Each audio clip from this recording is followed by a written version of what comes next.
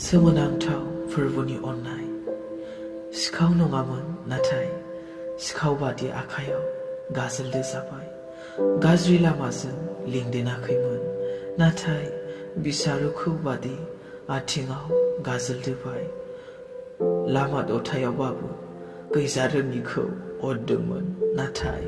बेखौनो अबथिरा लामा लामा बुबाय उखैनाय समाव गांनाय समाव उदै सुफुंदोंमोन सुबुं माहारिखौ नाथाय बेखौनो अहेबाव जंजों सुबाय खुगायाव गोखा बिदै दौबाय रावनिबो सायाव बेरेखा सानाखैमोन रावनिबो सायाव इनाय सानाखैमोन नाथाय बेखौनो खास्रि बिस्रि खर'आव